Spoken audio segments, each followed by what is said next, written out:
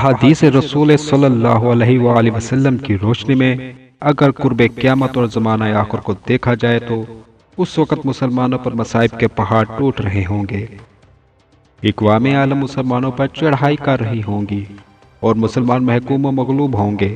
رسول پاک صلی اللہ علیہ وآلہ وسلم نے قیامت کی جو علامات کبریٰ بتائی ہیں، ان میں سے بڑی نشانی امام مہدی علیہ السلام کا ظہور ہے۔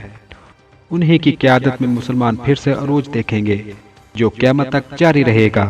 اپنے آج کے ویڈیو سیشن میں امام مہدی علیہ السلام سے متعلق آپ تک وہ نشانیاں پہنچائیں گے جن کا ذکر رسول پاک صلی اللہ علیہ وآلہ وسلم نے کیا، اور خصوصاً اس خزانے کے متعلق گفتگو کریں گے جو خانہ کعبہ کے اندر مدفون ہے اور جسے امام مہدی علیہ السلام ہی تلاش کر کے لوگوں میں بانٹ دیں گے۔ لیکن ہمیشہ کی طرح ویڈیو کی باقاعدہ شروعات سے پہلے آپ ریڈ بٹن پر کلک کر کے اور بیل آئیکن کو پریس کر کے 786 گیلانی چینل کو سبسکرائب کرنا مت بھولیے تاکہ ایسی اسلامی اور تاریخی معلوماتی ویڈیوز آپ کو روزانہ کی بنیاد پر ملتی رہیں۔ خواتین و حضرات، قیامت کی علامات کبریٰ میں سب سے پہلی علامت امام مہدی کا ظہور ہے۔ احادیث مبارکہ میں حضرت امام مہدی علیہ السلام کا ذکر بڑی تفصیل سے آیا ہے کہ حضرت امام مہدی علیہ السلام حضرت سیدہ فاطمہ الزہرا رضی اللہ تعالیٰ عنہ کی اولاد سے ہوں گے اور ان کا نام محمد ہوگا جبکہ والد کا نام عبداللہ ہوگا۔ آپ کی حضرت محمد صلی اللہ علیہ وآلہ وسلم سے بے حد مشابہت ہوگی۔ پہلے ان کی حکومت عرب میں قائم ہوگی اور پھر ساری دنیا میں پھیل جائے گی۔ آپ 7 سال تک حکومت کریں گے۔ امام مہدی علیہ السلام مدینہ منورہ میں ہوں گے۔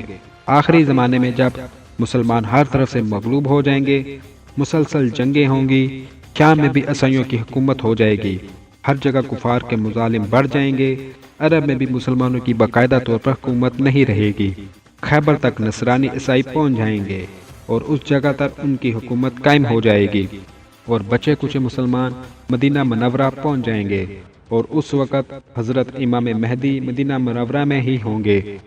لوگوں کے دل میں یہ دعوت پیدا ہوگی کہ اب امام مہدی کو تلاش کرنا چاہیے اور ان کے ہاتھ پر بیعت کر کے ان کو اپنا امام بنا لینا چاہیے۔ اس زمانے کے نیک لوگ، اولیاء اللہ، سب ہی امام مہدی کی تلاش میں ہوں گے۔ بعض جھوٹے امام مہدی بھی پیدا ہو جائیں گے۔ امام اس ڈر سے کہ لوگ ان کو حاکم اور امام نہ بنا لیں، مدینہ منورہ سے مکہ معظمہ آ جائیں گے اور بیت اللہ شریف کا طواف کر رہے ہوں گے۔ حجر اسود اور مقام ابراہیم علیہ السلام کے درمیان ہوں گے کہ پہچان لیے جائیں گے اور لوگ ان کو گھیر کر حاکم امام ہونے کی بیعت کر لیں گے۔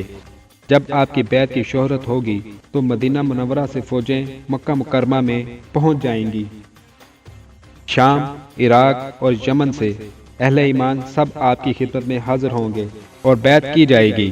ایک فوج حضرت امام مہدی علیہ السلام سے لڑنے کے لیے بھی آئے گی۔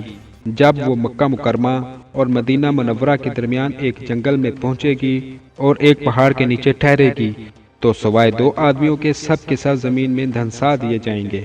جب خطۂ عرب کے بے شمار لوگ امام مہدی کی بیعت کریں گے اور آپ کی فوج میں داخل ہو جائیں گے تو آپ خانہ کعبہ میں دفن خزانے کو، جس کو رتاج الکعبہ پکارا جاتا ہے، نکال کر مسلمانوں میں تقسیم کر دیں گے۔ جب آپ کے خزانے کی تقسیم کی خبر اسلامی دنیا میں پھیلے گی تو خراسان سے ایک شخص بہت بڑی فوج لے کر آپ کی خدمت میں مدد کے لیے حاضر ہوگا۔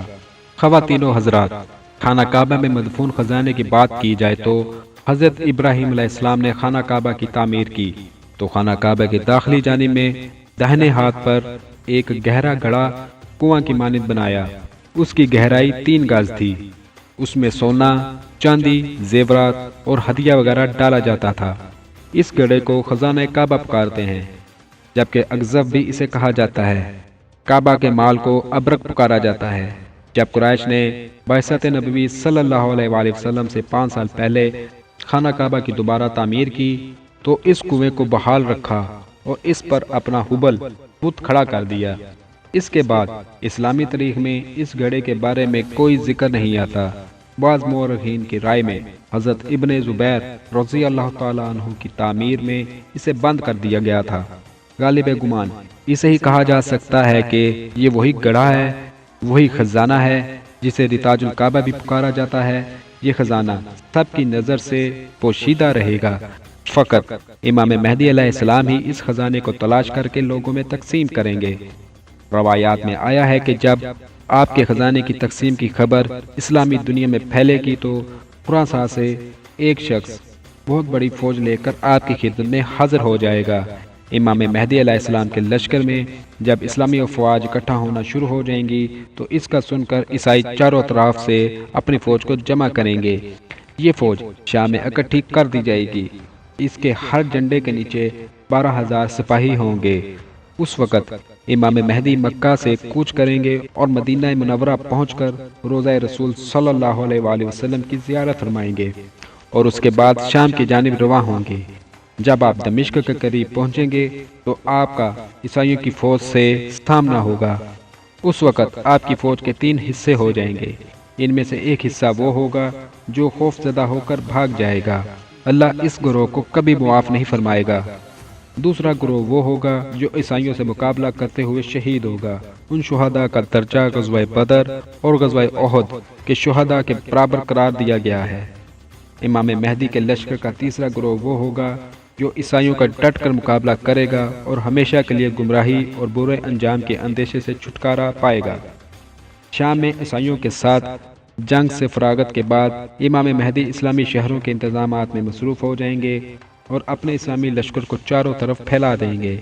ان جنگوں سے فراغت پا کر آپ علیہ السلام قسطنطنیہ یعنی استنبول کی فتح کے لیے روانہ ہوں گے اور قسطنطنیہ کی فتح کے بعد امام مہدی واپس شام آئیں گے۔ شام پہنچنے کے کچھ ہی عرصے کے بعد دجال کا خروج ہوگا۔